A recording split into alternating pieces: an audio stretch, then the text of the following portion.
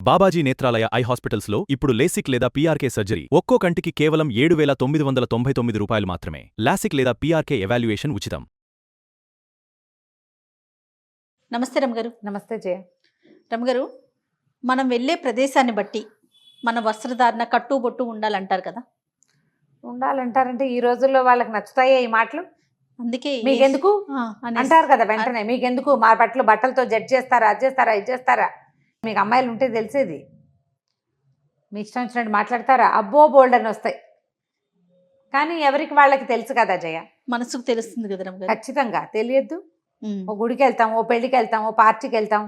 చెప్పు ఒక పిల్ల జీన్స్ ప్యాంటు టీషర్టు వేసుకుంది అనుకో, అదేదో పార్టీకి వెళ్తుంది. నువ్వు బొట్టు పెట్టుకో, చెవులకు పెద్ద పెద్ద బుట్టలు పెట్టుకో, చేతి నిండా గోరింటాకు పెట్టుకుంటే మేము పార్టీకి వెళ్తాం, గాజులు వేసుకో అంటే గాజులు వేసుకోండి తప్పు, మేము పార్టీకి వెళ్తాం అంటారు. బాగుంది. ఆఫీస్కి వెళ్ళే పిల్లలు ఇవన్నీ వేసుకుంటారా? గాజులు వేసుకోలేరు, బొట్లు పెట్టుకోలేరు. నేను అన్ను జనరల్గా తల్లులు చేతులు బోసి చేతులు, బోసి మెడ, బోసి చెవులు, బోసి మొహాలు. ఆఫీసులో ఇలాగే ఉండాలి, అందరు ఇలాగే ఉంటారు. అక్కడ మేమేమైనా పేరెంటానికి వెళ్తున్నామా అని పోట్లాడతావు. ఓకే. గుళ్ళోకి వెళ్ళేటప్పుడు ఏదో చేతికో 2 గాజులు ఉండాలి. ఓ మెడ కాస్త బోసుగా లేకుండా, మొహం బోసుగా లేకుండా, చెవులకు ఏదైనా పెట్టుకుని కొంచెం చక్కగా తీరుగా తయారయ్యి. అదే దేవుడికి అవన్నీ కావాలా? దేవుడే కదా మన సృష్టించాడు. ఎన్ని వస్తాయి చేయ మాటలు. అసలు ఈ వీడియో మొదలు పెట్టంగానే నాకు అవి వాళ్ళ ఎవరెవరు ఏమేమి మాట్లాడతారో, మా ఇంట్లో పిల్లలు కూడా, మన ఆఫీస్లో పిల్లలు కూడా, అందరికీ తలా ఒక 50 డైలాగులు ఉంటాయి. అయితే ఏమంటారంటే, ఇప్పుడు మేము ఏదో ఆలయానికి వెళ్ళి గుడికి వెళ్ళి వచ్చేసి డైరెక్ట్గా ఆఫీస్కి వెళ్ళిపోతాము. అలాంటి డ్రెస్సే కదా వెళ్ళగలుగుతాం. ఇన్ని ఎక్కడ మేము చేంజ్ చేసుకోగలుగుతాం?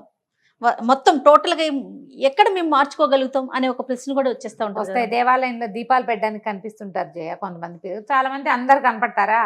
చొక్కా అది వంగి ప్యాంట్ దీపం పెడుతుంటే చొక్కా పైకి వెళ్ళిపోతుంది, ప్యాంటు కిందకు వచ్చేస్తుంటుంది. నువ్వు గమనించలేదా? అవును. ఎంతో. ఇప్పుడు మనం దేవాలయానికి వెళ్తాం, అవన్నీ మీరు ఎందుకు చూస్తారు? మీకు శ్రద్ధ లేదా, భక్తి లేదా? మీరు కళ్ళు మూసుకోవచ్చు కదా అంటారు. మానవ మాత్రలం కదా, మన కళ్ళు, చెవులు, బుద్ధి అన్నీ పనిచేస్తూనే ఉంటాయి. అవును కదా. ఎంతో కొంత మనం అటు ఇటు చూస్తూ ఉంటాం. అందుకని చాలా వరకు దేవాలయాల్లో డ్రెస్ కోడ్ పెట్టేశారు. డ్రెస్ కోడ్ ఉంటుంది. డ్రెస్ కోడ్ లేదు. పోనీ నువ్వు గుళ్ళోకి వెళ్తున్నావు, దీపం పెట్టాలనుకుంటున్నావు, ఇంకొంచెం పొడుగు చొక్కా ఇంకాస్త పైకి ఉండే ప్యాంటు వేసుకుంటే సరిపోతుంది కదా. పోనీ ప్యాంటు చొక్కాయే వేసుకుంటారు అనుకో. ఆడపిల్లల ప్యాంట్లు, మగపిల్లల ప్యాంట్లు కూడా అంతే చేయ. అమ్మాయిల ప్యాంట్లు అంతే, అబ్బాయిల ప్యాంట్లు అంతే. వాళ్ళు ఉంగారంటే అది కిందకి వెళ్ళిపోతుంది.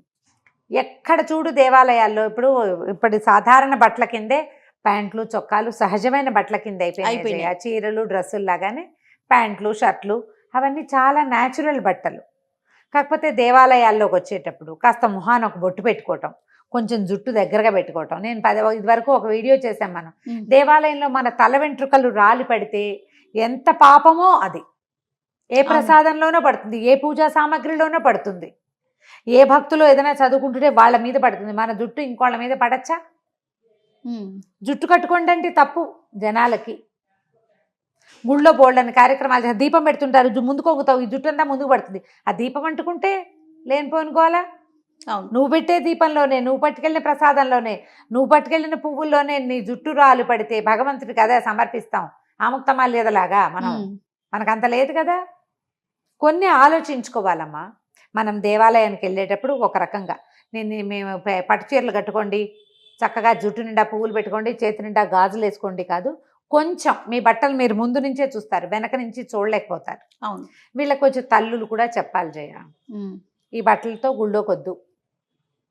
మీరు అన్నట్లుగా ఇప్పుడు ఒక ఫంక్షన్కి వెళ్ళేటప్పుడు ఇప్పుడు చక్కగా తయారవుతారు మీరు, లేదా ఏదైనా పార్టీకి వెళ్తున్నావు, దాన్ని తగినట్టు వెళ్ళండి. అవును, కాదంటలేదు.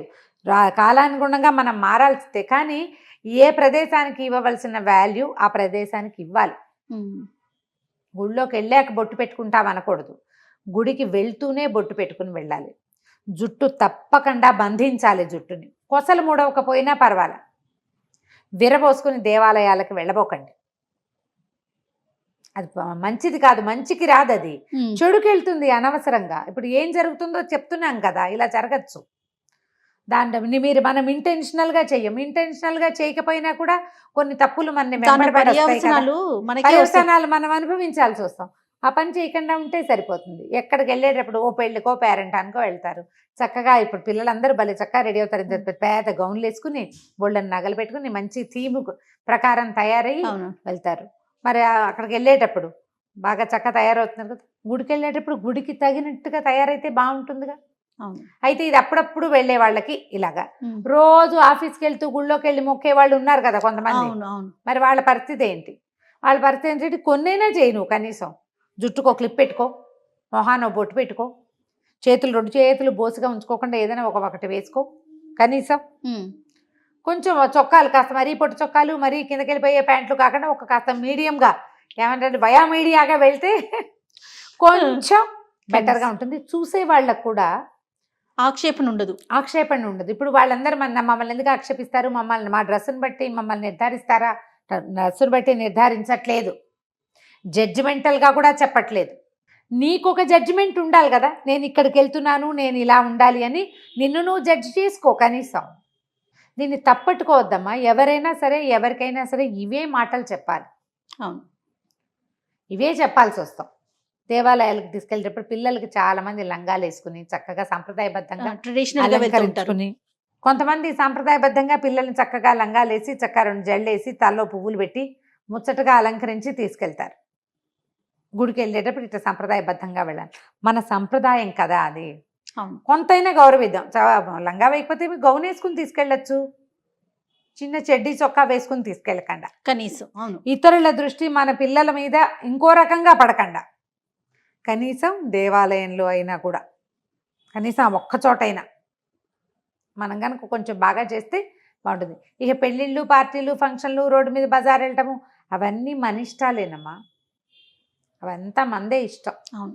గుళ్ళోకి వెళ్ళేటప్పుడు ఈ 4 వ్యవహారాలు కొంచెం పాటిస్తే, ఆడపిల్లలకైనా మగపిల్లలకైనా మీరు అన్నట్లుగా ఎవరైనా సరే, ఉమ్. ఎవరైనా. ఇప్పుడు మగపిల్లలు ఎవరు వచ్చేస్తున్నారు జయ ఓ గుళ్ళకి, మనం అమీర్పేట దుర్గగుడికి నేను వెళ్తానా, ఒక 4 మగవాళ్ళు కూడా, 4 మగవాళ్ళు పెద్దవాళ్ళు కనిపిస్తారు, పిల్లలు కనపడరు అసలు. కాకపోతే ఒకటి ఉంది జయ, ఇవాళ రేపు ఆడపిల్లలు చాలామంది బుద్ధిమంతులుగా ఉన్నారు. ఉమ్. దీపాలు పెట్టేస్తారు, రోజు దీపం పెట్టడానికి వచ్చేవాళ్ళు కూడా కనిపిస్తారు. ఉమ్. భక్తికి లోటు లేదు, భక్తి ఉంది, భయమను భక్తను ఉన్నది. ఉన్నది. కొంచెం విధానం ఇంకొద్దిగా మార్పులు చేర్పులు చేసుకుంటే చేసుకుంటే కొంచెం బాగుంటుంది. మరి కాస్త మీకు మంచిది.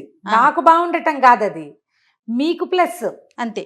ఆ ప్లస్లు మీ మీద వేసుకోండి. మీరు మీకు భక్తి ఉండటం ప్లస్, మీరు దీపం పెట్టాలనుకోవటం ప్లస్, దీపం పెట్టడం ప్లస్, ఆఫీసుకి పరిగెడుతూ కూడా దేవాలయంలోకి వచ్చి దండం పెట్టుకోవాలనుకోవటం ఇంకా పెద్ద ప్లస్తో పాటుగా, ఇతరులు నన్ను ఇంకో రకంగా చూడకూడదు, అబ్బాయి ఏమిటి అమ్మాయి బట్టలు అని అనుకోకూడదు.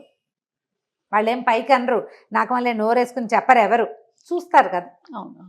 కాస్త సెట్ చేసుకుంటే చక్కగా ఉంటుంది. ఆలోచించండి, ఎవరికి వాళ్ళే. దీని మీద డిస్కషన్ వద్దు, నాతో డిస్కస్ చేయడానికి కూడా ట్రై చేయొద్దు. మీ అంతటి మీరు ఆలోచించుకోండి.